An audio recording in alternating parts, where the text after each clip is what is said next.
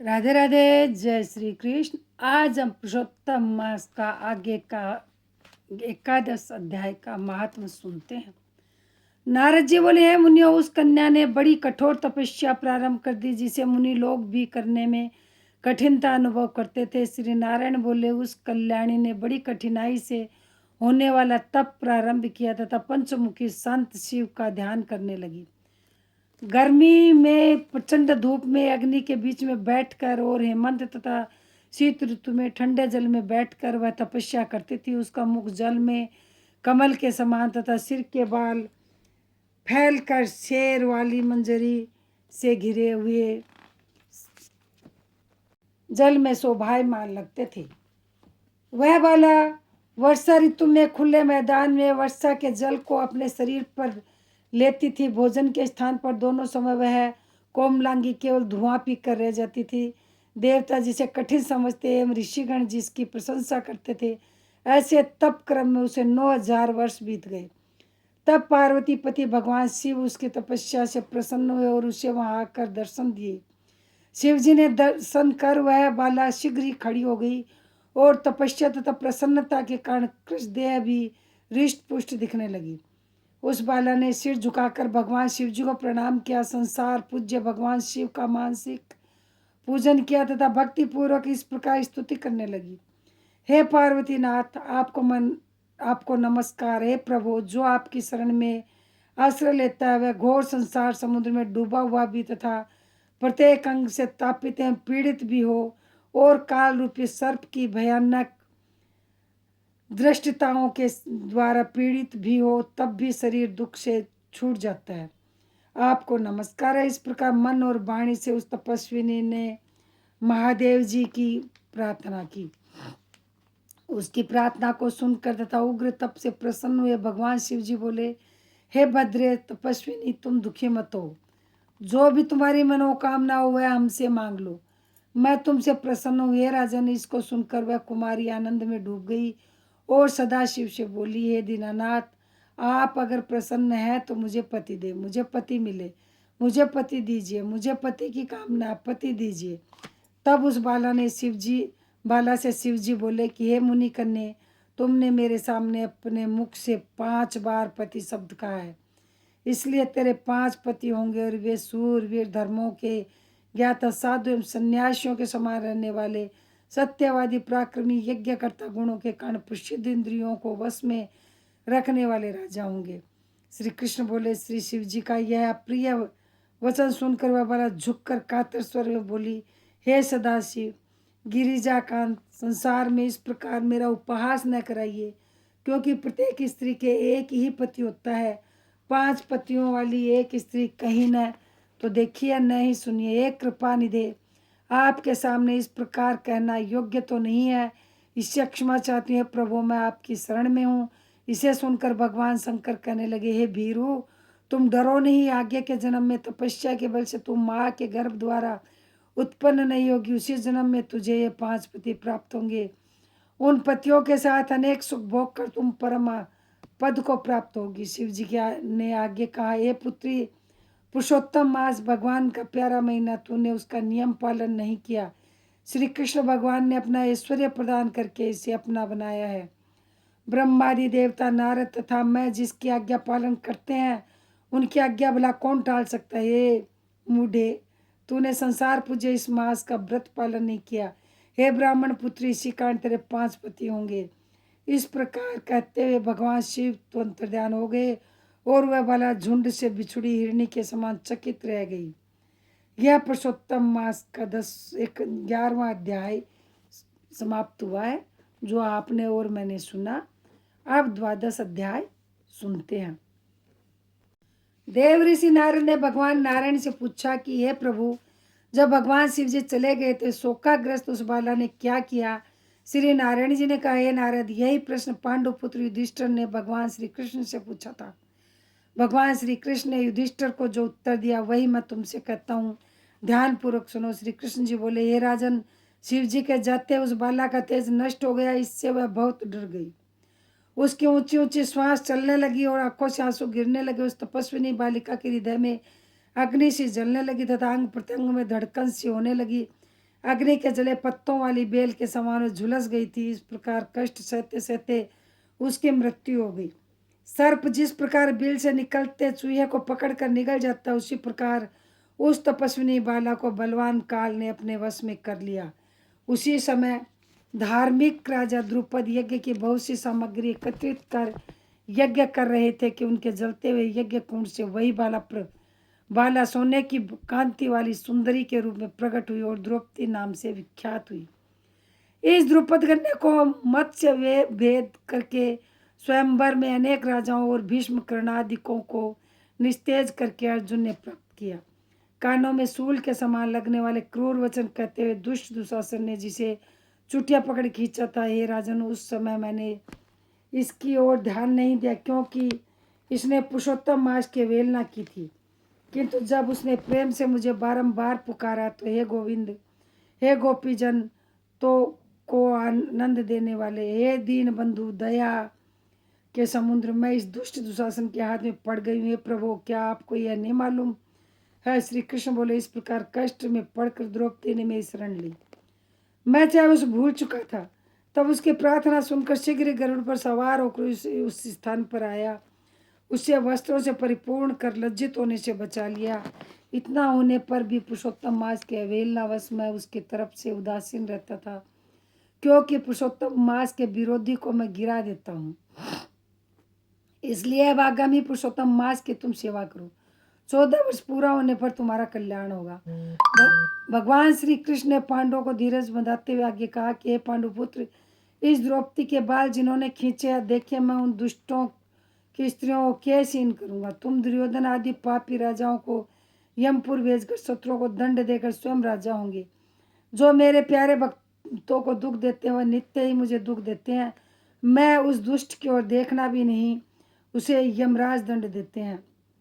भगवान कृष्ण ने इस प्रकार द्रौपदी एवं पांडवों को समझाया और द्वारका जाने की इच्छा से कहने लगे, राजन, द्वारिका वासी मेरी विरह में व्याकुल है, मैं आज ही द्वारका जा रहा हूँ।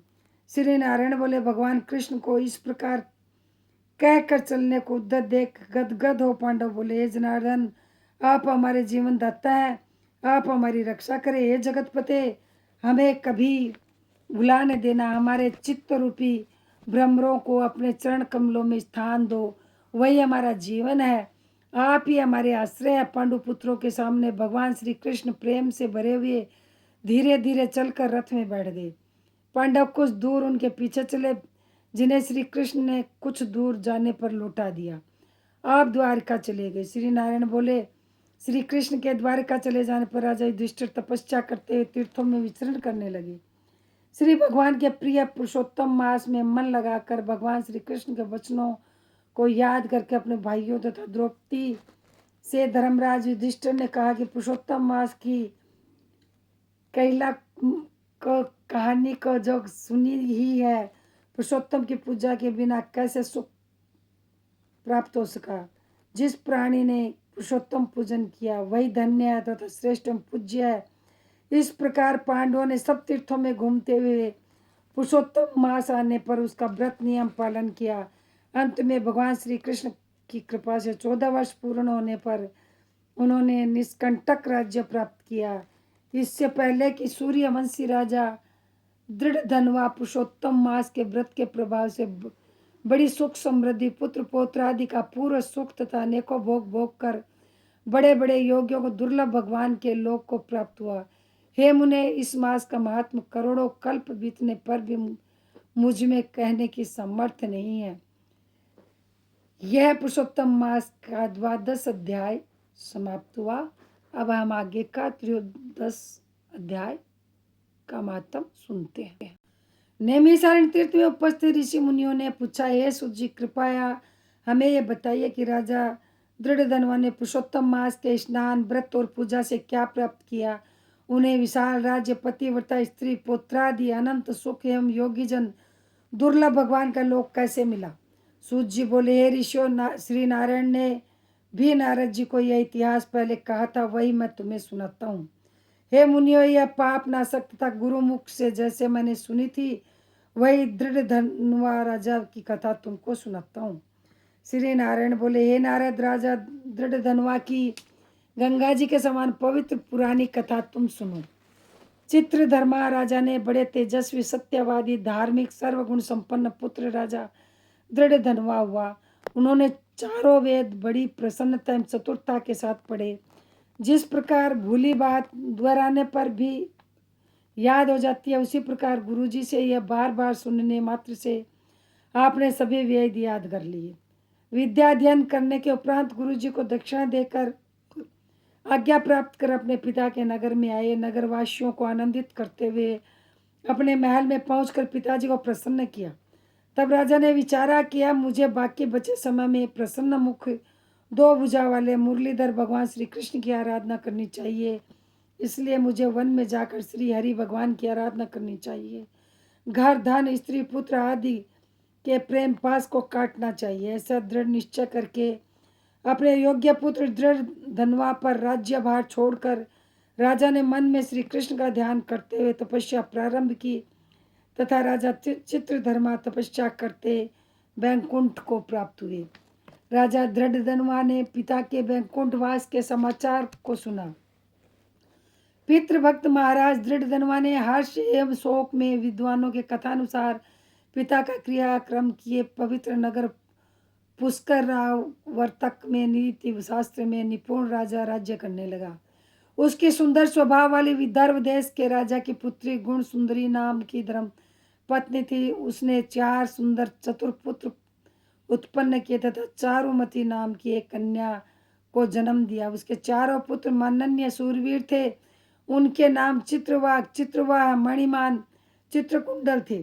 श्री नारायण ने आगे कहा कि एक दिन रात्रि में सोते समय राजा विचार करने लगा, यह सब सुख किस बड़े पुण्य का फल है। मैंने कोई तप नहीं किया, न दान किया, न हवन ही किया। इस समय किसके पास जाकर अपने सौभाग्य का कारण जानूं। इस प्रकार विचार करते हुए रात्रि बीत गई। प्रातःकाल ब्रह्म मुहूर्त में उठकर राजा ने स्नान आदि नित्य क्रम किया। प्रातःकालीन संध्या करते हुए सूर्योदय होने पर अर्घ्य देकर भगवत कृपा से ब्राह्मणादिकों को स्वागत, सत्कार, नमस्कार और दान आदि देकर घोड़े पर सवार हो शिकार खेलने वन में पहुंचे। वह मृग, वाराशी, अन्य अनेकों भयानक पशुओं का शिकार किया। एक मृग राजा दृढ़ धनवा के बाण द्वारा बिंध कर उस वन से दूसरे वन में भागने लगा। राजा ने भागते हुए हिरण के खून की गिरी बूंदों को देखते हुए पीछा किया, किंतु मृग कहीं जाकर छिप गया और राजा वन में भटकते रहे। बहुत समय तक भटकते रहने पर राजा को प्यास लगी और व्याकुल हो गए। जल की खोज करने पर उन्हें एक बड़ा सा सरोवर दिखाई दिया। वहां जाकर जल पिया और फिर किनारे पर जाकर बैठे। राजा ने वहां एक बड़ का पेड़ देखा। उस पेड़ से घोड़े को बांध राजा बैठ गए। उसी पेड़ पर एक तोता आकर बैठा। वह तोता मनुष्यों की सी बोली में बोलने लगा। राजा उसे सुनकर बड़े आश्चर्य में पड़ा। वह तोता कहने लगा, हे राजन, संसार में अनेक सुख हैं, उन्हें देखकर तू परम तत्व का विचार नहीं करता, तब भला इस संसार को कैसे पार करोगे। राजा के सामने वह कई बार इसी प्रकार कहने लगा, जिसे सुनकर राजा प्रसन्न हुए, मोहित हुए। राजा विचार करने लगा कि यह तोता नारियल के समान अगम्य सारपूर्ण श्लोक को बार बार बोलकर क्या कह रहा है। वह श्री वेदव्यास जी के पुत्र श्री सुखदेव जी हैं क्या, जो संसार में डूबे मुझ जैसे मूर्ख को चेतावनी दे रहे हैं। इस प्रकार राजा विचार करने लगा। इतने में वहां शिकार में बिछुड़ी सेना भी आ गई।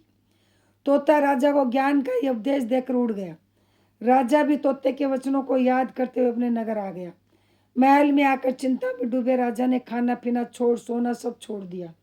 एक दिन राजा के पास एकांत में आकर रानी गुण सुंदरी बोली, हे राजन, आप इस प्रकार की उदासी कहाँ से ले आए। उठिए, बातचीत करिए, सुख भोगिए। रानी के बार बार उन्नयन करने पर राजा ने कोई जवाब नहीं दिया, क्योंकि राजा तो बार बार तोते के देवताओं के भी समझ में न आने वाली सार गिरभत वचन याद करके विस्मित हो रहे थे। रानी ने राजा की दशा देखकर लंबी श्वास छोड़ी और बड़ी दुखी हुई, किंतु सोचने पर भी पति की चिंता का कारण न समझ सकी। राजा को भी इस प्रकार सोचते हुए बहुत सा समय बीत गया तथा इस दशा में उबरने का कोई मार्ग नहीं दिखाई दिया। यह पुरुषोत्तम मास के महात्म का 13वां अध्याय समाप्त। यदि मेरा वीडियो आपको अच्छा लगा हो तो मेरा चैनल सब्सक्राइब नहीं कर रखा हो तो सब्सक्राइब करें, लाइक करें, शेयर करें, बेल आइकन प्रेस करें, कमेंट ज़रूर से करें। जय श्री कृष्ण, जय श्री श्याम, राधे राधे, जय श्री कृष्ण।